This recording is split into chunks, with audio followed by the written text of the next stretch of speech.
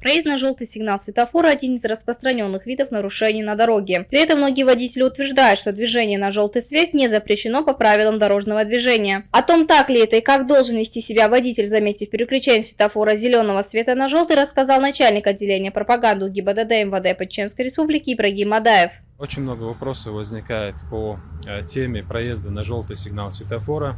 Эта тема существует, однако никаких разногласий здесь быть не может, потому что в соответствии с пунктом правил дорожного движения 6.2 Российской Федерации конкретно указано, что проезд на желтый сигнал светофора считается запрещенным. Водитель, который проезжает на желтый сигнал светофора, нарушает требования светофорного объекта, это запрещено, и это нарушение квалифицируется по статье 12.12 Кодекса об административных правонарушениях, где предусмотрен штраф в размере 1000 рублей. За повторное нарушение предусмотрено лишение прав управления транспортным средством в том числе.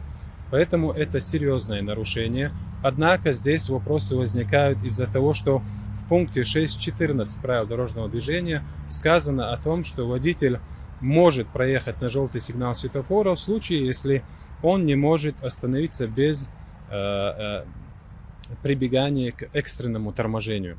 Но понятие экстренное торможение здесь обусловлено тем, что возникают какие-то обстоятельства, либо возможности совершения дорожно-транспортного происшествия, либо какие-то неадекватное поведение со стороны других участников дорожного движения, которое и ясно самому инспектору, который находится на данном перекрестке и регулирует дорожное движение.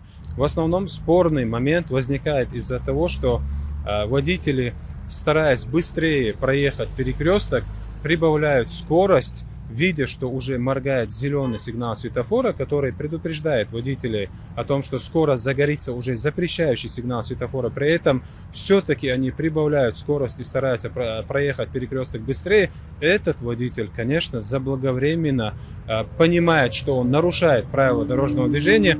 И это не самое главное. Главное здесь это то, что человек, который так поступает, подвергает свою жизнь и жизнь других участников дорожного движения опасности, потому что проезд на запрещающий сигнал светофора по праву считается самым опасным нарушением правил дорожного движения.